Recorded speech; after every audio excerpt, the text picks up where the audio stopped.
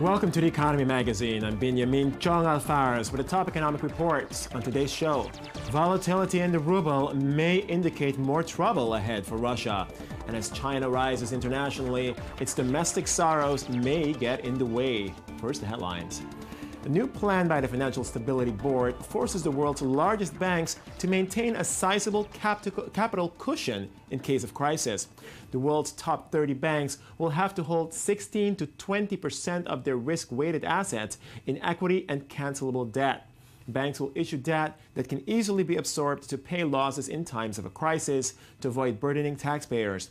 The Basel-based board aims to finalize the proposal by the next time G20 leaders meet in 2015.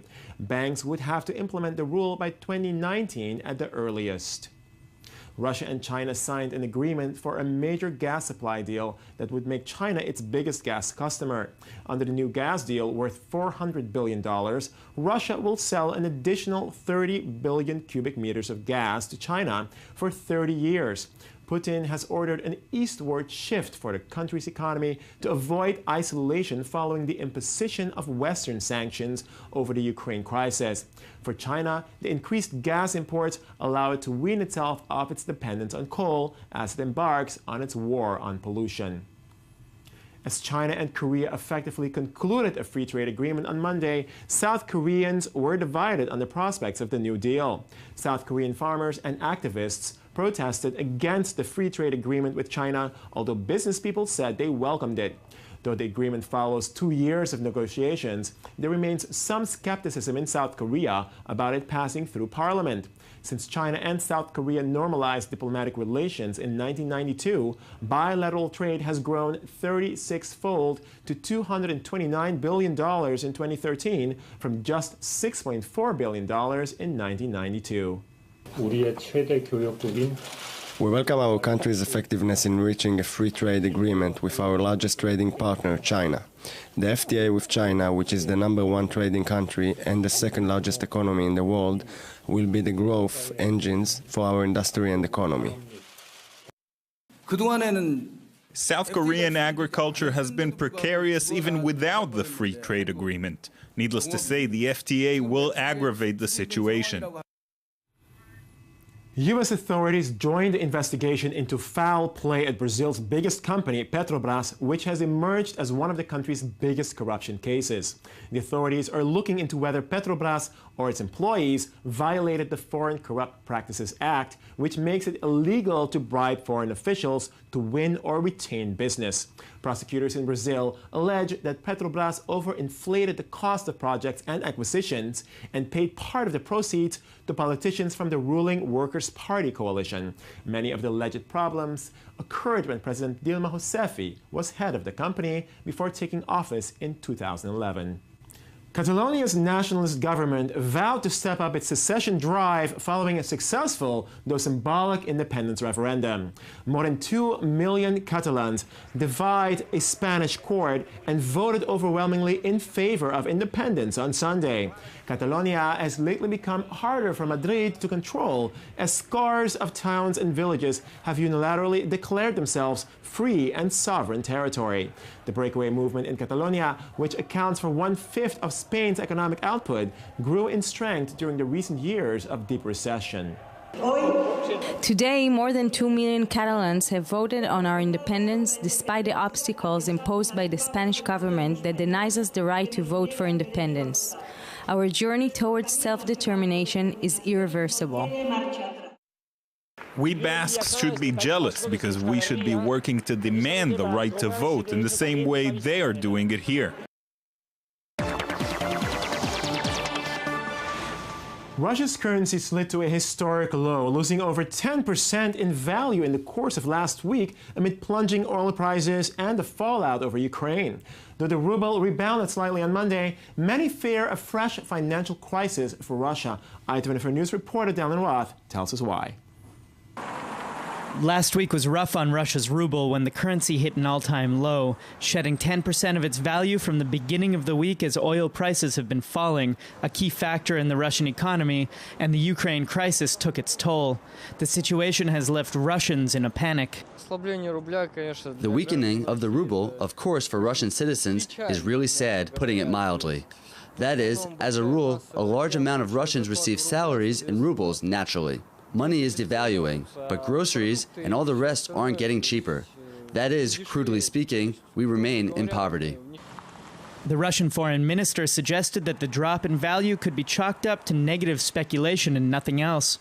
But the ruble has lost almost 30% against the dollar since the beginning of 2014, and not many are buying the story that Russian authorities are in control of the slide. One of the reasons why the market is very nervous is because market doesn't have good understanding what is the central bank take over the situation. And in a way, the market have impression that maybe central bank itself is in a panic. With oil prices down, Russia has turned to pushing up property taxes and small business taxes to help bolster public finances. As the prices of foreign currencies grow, consumers find that they are spending more and more on food, which is a sector already under embargo imposed by Russia in response to sanctions over the Ukraine crisis. Food spending is up, even as total spending is falling, according to the consumer behavior tracking agency Romir Monitoring. Russia may be in dire straits looking forward. The government has enough money to spend for the next year, but after that we don't have enough money to support the budget expenses. Under the geopolitical problems we face, there is no possibility, to borrow so much money as like 2% of GDP. Right now, year-on-year spending adjusted for inflation is down 10%, and vacation travel is down up to 50%, according to Russia's tourism union. There doesn't seem to be a holiday on the horizon for Russia. We move on now to our Innovation Corner, where Natalie Ehrlich makes yet another attempt at explaining how Bitcoin works and why it matters.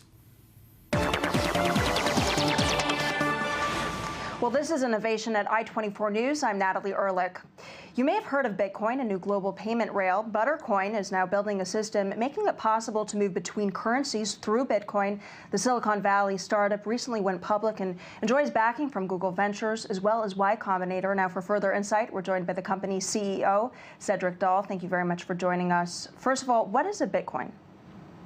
So, a Bitcoin is a discovery which has enabled something which has never before in the history of mankind been possible. It allows people who do not know each other or trust each other to agree that something is true at the same time. This core innovation is called the blockchain, and it might be the most important thing we've ever seen since the invention of penicillin or the internet. And where does Buttercoin come into all of this? How does it actually fit into this Bitcoin ecosystem? Sure. So Buttercoin is the foundation upon which we're able to build money highways, where you can have on and off ramps from one country's currency to another country's currency going through this highway that is Buttercoin. And Buttercoin really enables this through the technology of the blockchain, through Bitcoin. So it almost sounds like a money transfer. Can you elaborate? Certainly. So think about the way that money transfers happen today. You go to Western Union, you pay percentages up to 15% to send your own money to the people that you care about. Well, with Bitcoin, you're able to spend pennies instead of percentages to send your own money to your friends, family, and people that you care about. Well, the World Bank estimate that the global remittances are worth over $500 billion, so it is quite sizable and potentially highly lucrative. How is Buttercoin looking to seize on this opportunity? You can think of our plan like a three-course meal. You have the appetizer, main course, and dessert. For the appetizer, Buttercoin is building a US-based marketplace. For the main course, we're building marketplaces around the world. Think of these like nodes in a network. And for dessert, we connect the nodes, which enables instant cross-border remittances effectively for free. Okay, well, moving now back to Bitcoins, this is a virtual currency. It hasn't been recognized by any nation or backed by any bank. So what do you say to the skeptics?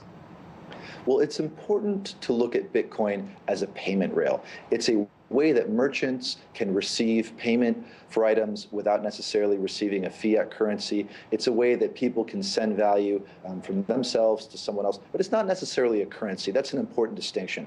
Bitcoin's a payment rail. Now, when it comes to the skeptics out there, typically people fear what they don't understand. And initially, Bitcoin was very difficult to understand because the people talking about it were very technical.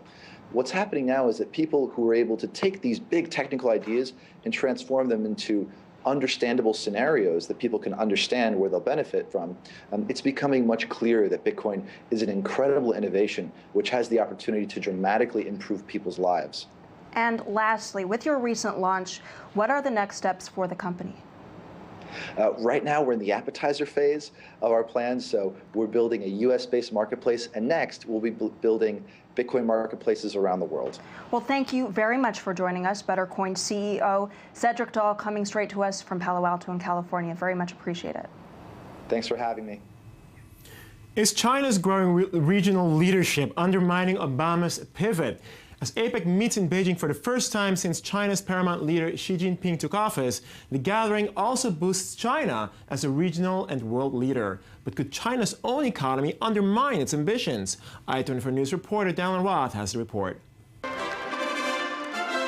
On the occasion of the Asia-Pacific Economic Cooperation Forum, the Chinese premier tried to put the economic slowdown into perspective, because although growth is expected not to exceed 7.5% in 2014, the lowest increase in nearly 25 years, this rate is among the highest in the world. Under the new normal conditions, China's economic growth has become more stable and driven by more diverse forces. Some people worry that China's economy will fall further. Can it climb over the ridge? There are indeed risks, but they are not that scary. Wage costs are becoming higher and productivity is becoming lower, due primarily to the decline in exports. In October, exports rose 11.6% against 15% over the previous month, a situation the Chinese government has its eyes on, particularly planning to intensify the reforms initiated by the government. Once the bow is drawn, the arrow cannot be put back in the quiver. We will resolutely deepen reform. To comprehensively deepen reform, we need to stimulate market vitality. Market vitality comes from the people, especially from business leaders and their entrepreneurship. And to achieve its objectives, Xi Jinping is putting a lot of weight on a Chinese presence abroad. It is estimated that China's outbound investment will total over $1.25 trillion over the next 10 years. Meanwhile, over the next 5 years, China will import over 10 trillion worth of goods, and the number of outbound Chinese tourists will also exceed 500 million. For the Asian Pacific and the world at large, China's development will generate huge opportunities and benefits and hold lasting and infinite promise. The challenge ahead, according to some economists, is that actual Chinese growth could be well below the official forecast, hovering as low as 1 to 2%. Until recent months, the industry decline, a victim of high production costs, was offset by major construction. In Beijing, between 2000 and 2013, prices multiplied by 3. This encouraged bank lending and encouraged domestic demand, but the government had to intervene to limit local government debt. The result is that, according to many experts, the Chinese real estate bubble is about to burst. And now for a discussion of a variety of reports we collected for you in Media Watch with Daniel Roth. So Daniel, it's all about Berlin, right? Yes, you may have heard the Berlin Wall came down. It did? Yes, 25 years ago yesterday. Oh, okay, this is why, yeah. It was a little while ago. But here's the thing, actually. There's a lot of reports from places like Business Week and Fortune and Foreign Policy, not usual suspects, that are they're pointing to the fact that communism may have not been the worst economic choice. So they're talking about examples like in Bulgaria, where growth between the late 30s and late 80s actually outstripped the US. Average annual growth was better there than in the US. They point to examples like in Hungary, where actually income went down by and large under communism, but continued to go down after communism ended there. So you can't really blame it on that. They look, it's when you look at actually the issue of growth, growth in the Eastern Bloc wasn't doing bad. It was even doing better in a lot of ways than in non-Soviet countries. Right. And it's so in purely economic terms, but I mean, certainly it wasn't necessarily better for the people, or did they discuss that? Absolutely. And so this also comes up, of course. So one of the theses here is that growth cannot be the marker of what is a good economy. Because if you look at communism, you look at capitalism, there's different growth numbers, but you can find ways. Doing poorly, but you know. Yeah, it's nobody's doing great is the point. But actually, the real issue about lifting people up out of poverty is about income disparity. It's about the sort of the wealth gaps that grow, and you can see wealth gaps in both systems. But you know, one of the things they also point to is that the real inspiration for knocking down the wall, the reason that people and NGOs across the Soviet Union pushed for this, was that they wanted this mix. They wanted some freedom and they wanted some social justice. Okay, well, I'm going to take the freedom to end here because we are out of time. Thanks, Daniel Roth, for joining us. That's The Economy magazine. Binyamin Tjong-Alvares, thanks for joining us. Join us again tomorrow.